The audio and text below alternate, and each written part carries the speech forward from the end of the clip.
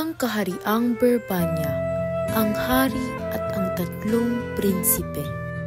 Isang araw sa Kahariang Berbanya, napag-usapan ng mag-asawa na kung papipiliin na nga ba nila ang kanilang mga anak, kung hari ba o pari ang kanilang pipiliin sa pagdating ng panahon. Mga anak, kung arito kayo.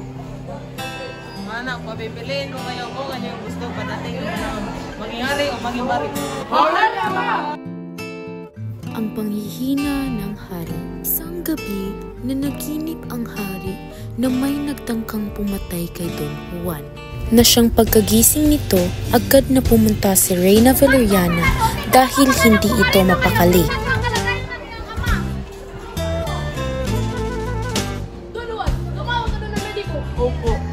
Agad namang pumunta si Don Juan sa mediko at sinabihang ipakonsulta kung ano ang nangyari sa hari.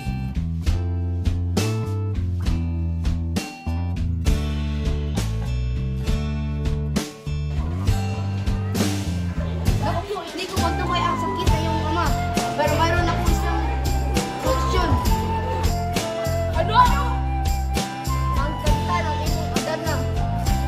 Nakaisip si Reyna Valeriana na kung isa sa kanyang mga prinsipe ang makapunta sa bundok Tabor upang hulihin ang ibong Adarna. Mga anak, maring isa sa inyo ang pumunta doon, mga anak. Ako na, ina! Ang paglalakbay ng tatlong prinsipe at ang unang pagbabanta ng magkapatid kay Don Juan. Naglakbay ng halos 3 buwan si Don Pedro bago marating ang bundok Tabor, na siyang pagdating nito, nakatulog si Don Pedro sa labis na pagod sa paglalakbay. Hindi niya namalayan na dumating na pala ang ibong Adarna. Nagsimula itong umawit ng 7 beses at nagpaiba-iba ito ng kulay. Nalagyan ng dumi si Don Pedro na siyang rason upang maging bato ito. Nagtaka silang lahat kung bakit parang napakatagal na bumalik ni Don Pedro, hanggang sa napagpasyahan ni Don Diego na sumunod ito. At naglakbay nga ng 4 na buwan si Don Diego. Pagdating ni Don Diego sa Piedras Platas, nalinlang lang din siya at siyang nakatulog sa labis tinapagod nito. Hindi niya namalayan na dumating na pala ang ibong Adarna.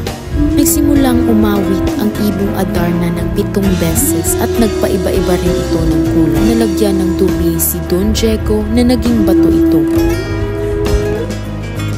Nagtaka muli silang lahat kung bakit napakatagal ni Don Diego, hanggang sa napagpasyahan ni Don Juan na sumunod ito. Ngunit hindi ito pinayagan ng hari. Sadyang natatakot ito na baka magkatotoo ang kanyang panaginip. Don Juan, ayaw ko makita kang sasaktan dahil sa aking paghirap. Ngunit ama, ayaw ko pong makita ka na naghihirap. Payagan na po ako. At naglakbay nga si Don Juan papuntang bundok Tabor. Sa kanyang paglalakbay, nakakita siya ng ketong na gutom. Lumapit ang ketong sa kanya at naghingi ng pagkain. Si Don Pedro na mabagmahal, binigyan niya ito ng kanyang huling pandesal. Nagpasalamat po ng ang ibong ketong Adarna at tinanong ito yung puno kung na yun? saan patungo si Don Juan. Binalaan siya ng ketong na kung ano ang tamang gawin at ang hindi tamang gawin. Nakita na ni Don Juan ang napakamagandang puno ng Piedras Platas. Ngunit naalala niya ang bili ng ermitanyo na huwag magpalinlang at pumunta sa dampa, dahil nandoon ang ermitanyo na tutulong sa kanya sa paghuli sa ibong Adarna. Ito, kunin mo itong labaha at ang may wagang lubid parang kalahati. Ang labaha ay panggamit sa iyo upang hindi ka makatutulog sa kanta ng ibong Adarna. Ang may wagang lubid naman ay panghuli ng ibong Adarna. Ang may wagang ay ang mga kalamansi ay panggamot sa iyong mga sugat.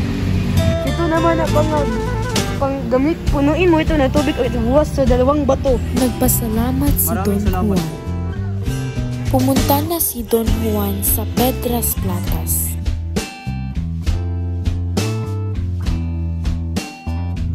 Nagsimula ng umawit ang ibong Adarna at iginawa na ni Don Juan ang bili ng ermitanyo sa kanya. Nung nakatulog na ang hulihin ang ibong Adarna at ang tubig na kanyang ipinuno kanina, ibinuhos niya sa dalawang bato at lumitaw doon si Don Pedro at Don Diego. Mamaya doon, pauwi na ang magkapatid, dala ang ibong Adarna. Ngunit ito pa lang si Don Pedro ay may masamang bala kay Don Juan. Binugbog nila ang kanilang bunsong kapatid at iniwan nilang mag-isa sa gubat si Don Juan, dala ang ibong Adarna. At kinalauna namang nakabalik ang dalawang panganay na kapatid sa Carian River Banyan kasama ang ibong Adarna. Ama, ito na ang pinangalan ng Adarna namin sa lahat ng banyak. Ibong Adarna. Mahusay, ngunit saan ninyong bunsong kapatid? Bakit wala pa siya rito? Pasensya na po, Ama, sapagkat hindi ko namin siya nakita habang papunta dito sa Barbania. Huwag din na pong alalahanin si Don Juan, aming ama. Matapang naman ang aming bunsong kapatid at sigurado kami babalik din yan sa Carian ng Barbania. Sige, matapang naman aking pinakamahal na anak at makakabalik din iyon ng ligtas. Don Diego at Pedro, ano pang hinihintay niyo? Pakantahin niyo na ang ibong Adarna upang inyong ama ay gumaling sa kanya malubhang sakit. Nakanta ng dalawang prinsipe ang ibong Adarna, ngunit ayaw nitong kumanta at lalong pumapangit ang makulay nitong anyo. Kaya't napagpasya na naman nila ni Santo Timo ang ibong Adarna. Nagising si Don Juan mula sa pagkakabugbog, lumalangin siya sa mahal na Berhen upang ito ay gumaling. Birheng Maria, sana'y akong gumaling sa aking kabugbog. Patawarin niyo po ang aking kapatid na nilang ginawa sa akin.